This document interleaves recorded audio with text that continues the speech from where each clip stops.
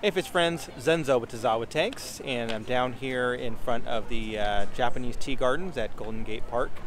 And I just got done meeting with kind of the head gardener person here, talking about some of the issues that they're having with the pond. So I tested the water in various areas, tested the tap water that's coming in, and we talked about some different options as far as filtration, plants, and ways that he might be able to combat the algae and things like that. So didn't really get a chance to do a whole lot of footage. I was testing water and taking temperature and things like that, but I'll show you some of the footage I got.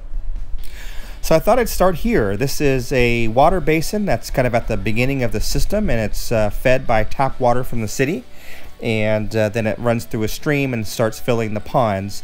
The issue is that the flow is not enough. It's only about 200 gallons per hour or so. So for the thousands of gallons that they have in these ponds, it's not enough water to really kind of get any water change going. This is also where he is adding his Dechlorinator. City of San Francisco uses chloramine and not chlorine, and the product that he's using removes the chlorine, but chloramine is bonded with ammonia and chlorine, so the ammonia is kind of left over, and so kind of the result is higher ammonia in the tap water that's running into the ponds, obviously, and you can see how green the water is. The water is really green. And basically what's happening is, the water tested fine down below, very zero ammonia, no nitrates to speak of, no nitrites. And it's because the algae is just kind of taken over. You can see here the fish are just kind of huddled up in one area, not happy. There's about 80 fish in these ponds. I'm wondering if, it might be some kind of oxygen deprivation from the amount of algae in the water, maybe. Lack of water agitation in some parts of the pond.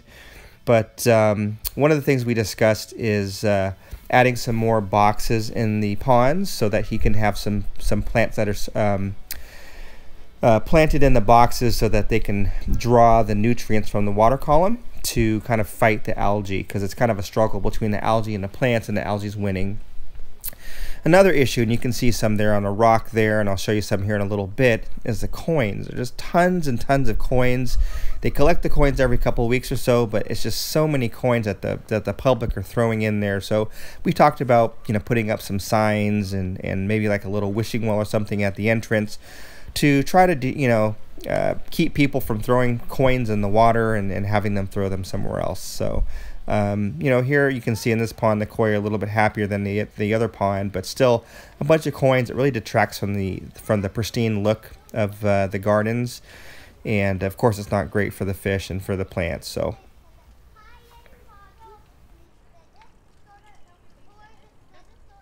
I hope you liked that short little video that I made about the koi ponds in Golden Gate Park. And I didn't get a chance to film a lot of footage, obviously, as you can see.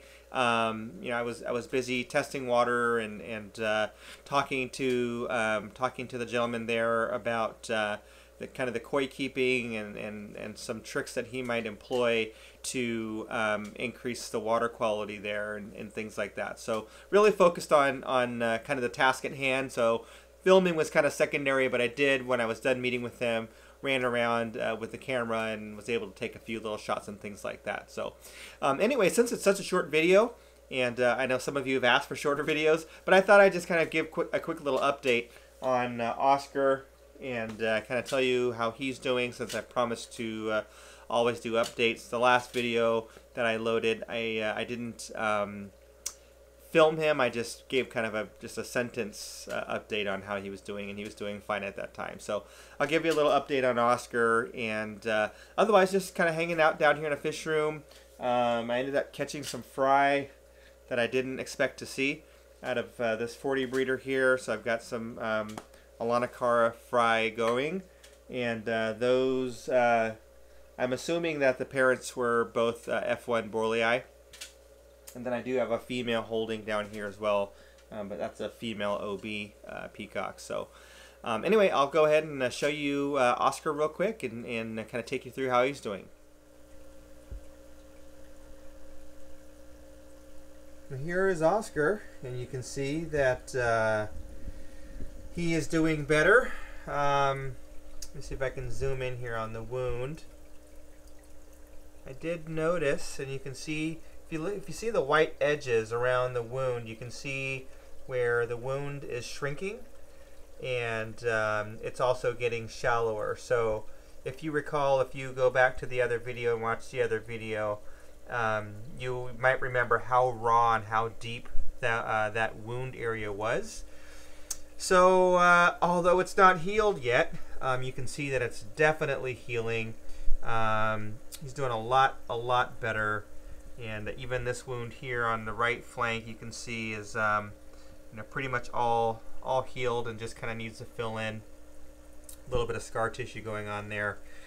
The top fin is still raw. You can see where it's got some spine sticking through, so that has to fill in, but it still doesn't look great, obviously, but it does look a whole lot better. So he has been in my care for just about 17 days exactly now, and during that time I've been treating him with medication and keeping very pristine water conditions. As you can tell by this tank, the tank is very clean, and it's not because the fish doesn't eat, because he eats a lot and he poops a lot. It's just I'm really diligent about cleaning out his tank and making sure that nothing is contributing to poor water qualities. So yeah, overall I'm pretty satisfied with his progress, and he's a lot of fun, and definitely starting to get attached to him. So hopefully I'll get him healed up soon and get him back to his owner if that's the plan.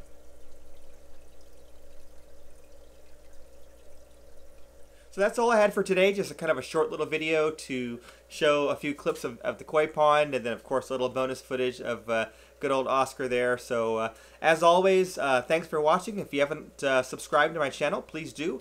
I upload videos 2 or 3 times per week, so if you like watching fish videos, if you like learning about the aquarium hobby, go ahead and give the subscribe button a click, and I'll try to keep you entertained. As always, thanks for watching, and I'll catch you on the next one.